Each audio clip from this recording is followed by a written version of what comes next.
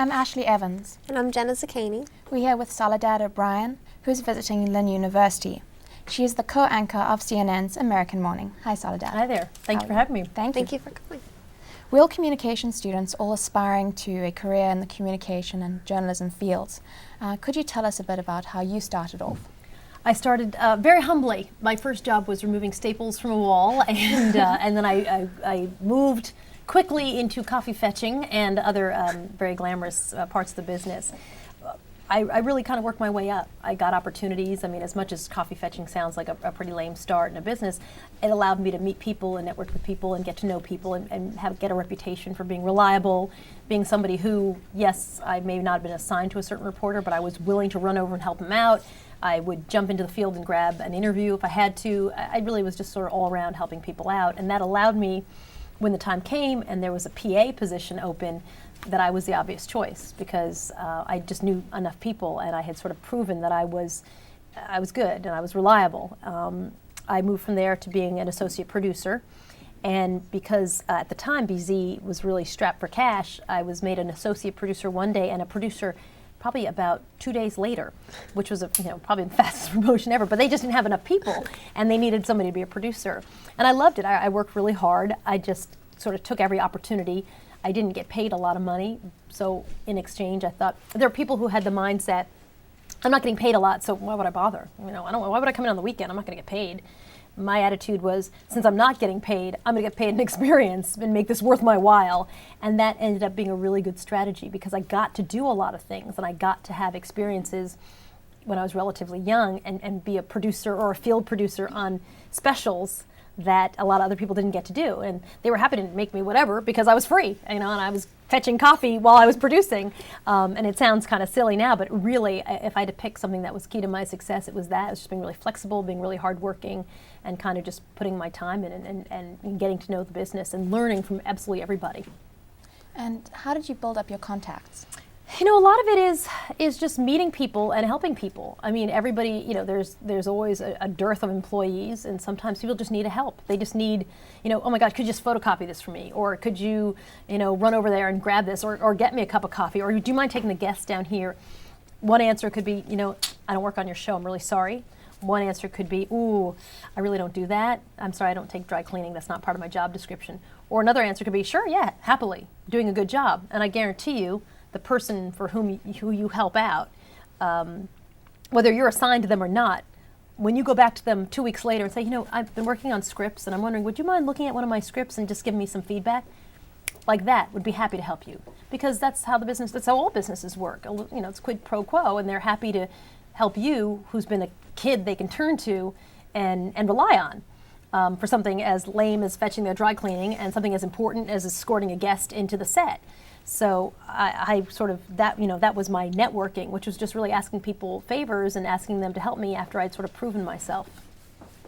And who would you say is the one person that inspired you to become a journalist? I wouldn't say there was one person who inspired me. I think my parents kind of inspired me to do whatever I wanted to do and not really worry so much about the feedback I was getting and put my head down and just get better.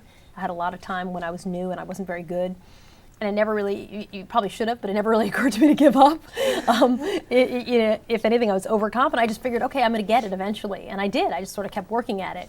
I didn't really listen to the people who were bashing me or bad-mouthing me. It's kind of that being naive was probably very helpful in that case. But I just loved it. I mean, I loved everything. When I was coffee fetcher, I loved it. I loved being part of a show in a small way. When I got to be an associate producer and go out in the field, I loved it. When I got to be a line producer, I wasn't a very good line producer. I didn't like stacking a show.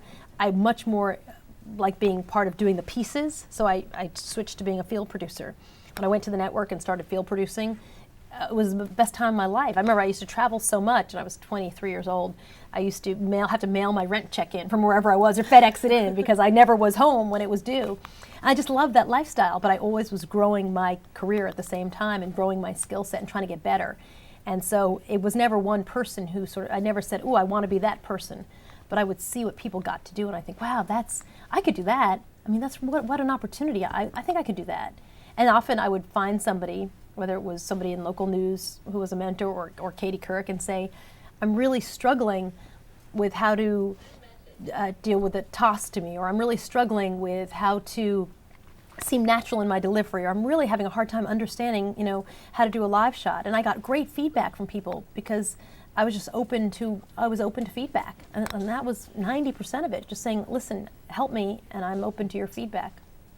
And you come from quite a mix of cultures. Yeah, I check everything on the census. I'm not sure if that's a good thing or a bad thing. Which one do you identify with the most? It's hard to say. It's sort of, I don't think people divide themselves up like that. In fact, I think a lot of times people look at me and put me in more boxes than I put myself in. I'm Black, I'm Hispanic, I'm a woman, I'm a mom. I am always amazed when I think, oh my God, I'm 40? When did I get old? I don't think of myself as an individual thing. Like, oh, today I'm going to identify with my Blackness. And so, it doesn't work like that. I guess I'm just a bunch of different things. And the nice thing about it is I feel like I can be a role model to a lot of different people. I did an interview once with a young woman who was half Japanese and half white. And she said to me, she said, you're just such a role model to me. And I thought, oh, here's a young woman, she couldn't have been 21, who looked nothing like me. I mean, who I never would have picked. And I think she was sort of saying, you're mixed, I'm mixed, and we're those people who fit in that kind of other category. And that's sort of what she saw, which was great. So sometimes it's more about what other people identify with. When I won this award for the Irish American magazine, my uncle, who's Australian, called me from Australia and said, "Oh my gosh, you look so Irish in your picture. Those freckles are all," and it was great. I mean, I don't think there's any reason to limit it. It's unnecessary. I know that you touched on your experience as obviously interning and coffee girl. Is there any advice that you can give our students that are going to be interns or who are interns? Yeah, I think that I see interns who are either too quiet, they don't say anything until the end of their internship and say, so I'm leaving Friday and I wondered if you had any advice. And that's not how you want to do your internship. Some are too aggressive.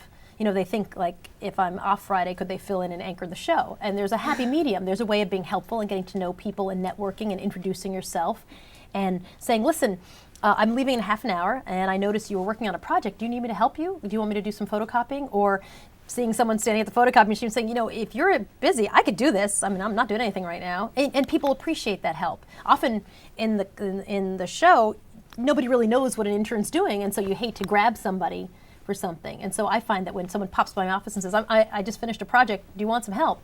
I'll say, oh my God, yes, would you mind helping me research the story? Or, and you can be involved in a project that way. So it's about being aggressive in a good way. And I think it's about doing whatever job it is. And some of the jobs at the beginning are very, very lame. Doing it well. I've known people who, sort of thought they were too cool to be the teleprompter operator, or they were, it's boring. Yes, it's deadly boring. I couldn't do it. But it's also an important job. And if you screw up teleprompter, you basically mess up the anchors. And if you can't do that, then no one's going to recommend you to move on to the next thing. And really, internships are about making a good impression and moving on to the next thing. And having people say, wow, that girl is really sharp, or that guy is just, he really gets it. And if you get it, then everybody wants you to be involved in the next thing. What, in your opinion, is more important for a student to obtain for example, a master's degree, or do you think it's better for them to just get out there and gain experience? I think it depends on the circumstances. The advice that I used to get when I was starting to look for jobs was, if you can't get a job, then you should go to school. Because you always want to be working toward making contacts, working on your writing, working on your storytelling. I mean, you shouldn't sit around and you shouldn't take a job in some other field, because that's not going to lead to what you want to do. And so that was always my plan. I was going to go to graduate school, and if I couldn't get a job, and I was able to get a job. But you always want to, be working in your field in some capacity. Well, thank you very much for coming and visiting us at Lynn University. The pleasure was mine. Thank you for so having much. me. I Thank you. appreciate